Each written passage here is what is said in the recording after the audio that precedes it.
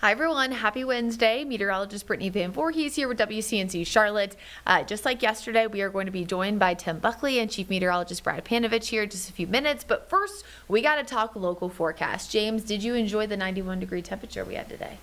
I just really want to know how long this summer is going to try to hold on for.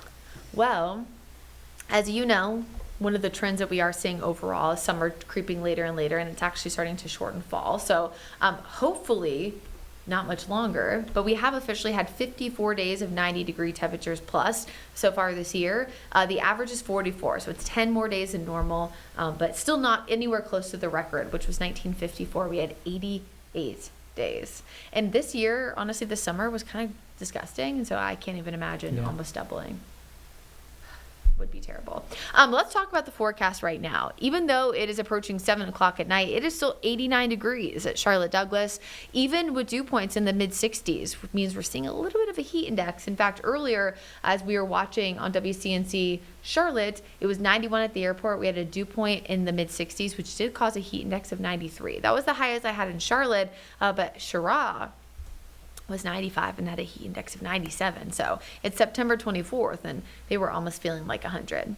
That, of course, is what's happening right now. And this is very common ahead of a cold front to see what we call warm air advection. It's essentially when the warm southwesterly winds kind of pump in here from the Gulf Stream, and that kind of continues to pump into the Charlotte area and really anywhere that we watch ahead of a cold front. It's another reason, too, why it will oftentimes be more muggy. Now, ahead of the cold front, which actually doesn't move into the Carolinas until Friday, a lot of our storms that we have always happen beforehand. So remember, it's ahead of a cold front, not necessarily along it. A lot of this rain has started to provide some really heavy downpours in portions of the mountains and foothills. In fact, if you're watching our regular newscast, Brad and Vanessa were getting doused with heavy rain just in time for the newscast to be over. Vanessa's getting a break there in Boone. You can see it's drying out there. Still some light rain for Avery County, but still heavy up in Ashe County as well as Wilkes County. We're starting to see some storms, too, creep a little bit further south. You can actually see Catawba County near and south of Hickory, so kind of hugging the I-40 corridor and south, also over 321. Some heavy rain there.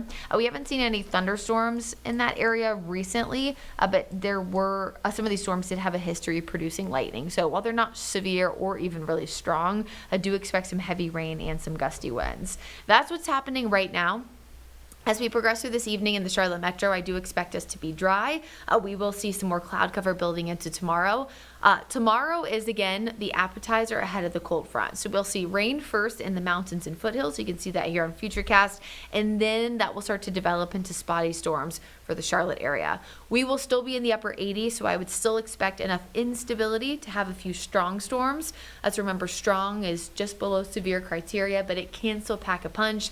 Winds 40 to 50 miles an hour, pea-sized hail, and of course heavy rain, which can lead to localized flooding. And I think that's going to be the concern heading into Friday morning, is that we'll have seen rain Thursday night and into Friday, which means the areas on the roadways will be slick. We haven't seen rain in quite some time. And when there is a dry spell, there will be kind of oil and debris that accumulates on the road. So the first rain after a long dry spell normally results in more slick areas on the roads. Now, again, that's Friday morning. But as James and I were just talking about, it looks like we could have another round of some heavy rain Friday night and into Saturday morning. Now, while this one could be more widespread, I think the difference is that not as many people are up and at 'em at 5, 6 a.m. on a Saturday. I am not. Well, you also have kids, so, so you're probably more likely to Actually, I might be then. Yeah, unpredictability is there. Theo's like knocking on the door. He's like, Dad, I heard you say on WCNC Plus 5 and 6 a.m. you're not up, so here you go. And so not all of us, right, are up that early on Saturday mornings versus Friday mornings, where a lot more are because of school and work and things like that. So I think the biggest impact, again, Thursday is the storm potential, some gusty winds. Then it's heavy rain, slick roads on Friday morning. But again, I do want us to be aware that that will happen likely again on Saturday morning, just again, less impactful because of the time of day.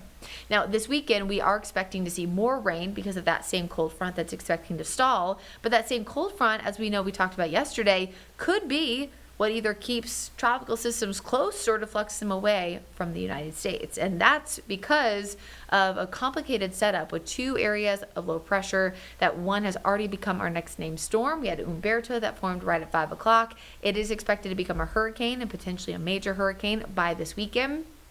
And that, again, complicates things. We talked about this yesterday. Cold front moves through, it stalls. We know it's going to bring us spotty rain and storms Thursday, Friday, and more rain Saturday, Sunday. But there's where it gets dicey, right? Still, most of our reliable forecast models have both of these areas of low pressure staying offshore.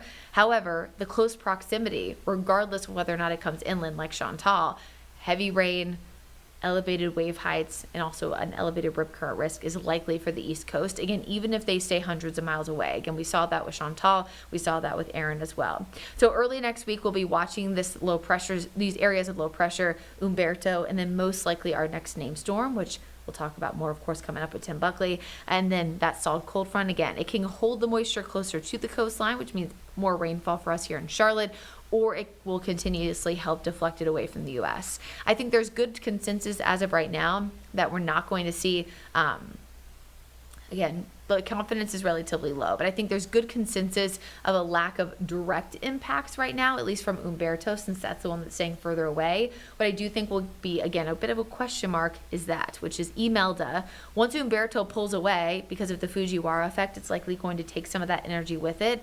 Imelda looks to linger, similar to what happened with Dorian back in 2019. So could that mean an eventual steering current pushes it away? Does that mean an eventual steering current moves it closer? That is still left to be, again, uncertain. And that kind of highlights the uncertainty of what is going on right now. So again, for now, what I want people to focus in on is the long-term forecast looking wetter heading into Friday or Thursday and Friday with scattered storms. Friday morning, slick spots on the roadways. I'm going to skip through some of these graphics so I don't take up too much time. But then again, rain Saturday, Sunday. And then, of course, as we look near term, here we go. All right, 7-day forecast. So again, we're keeping folks weather alert because of those scattered storms possible tomorrow afternoon. Again, heavy rain in a few spots Friday morning. More rain Saturday and Sunday with more clouds. And again, it's early next week that there's a lot of question marks right now. So make sure you're staying tuned for updates.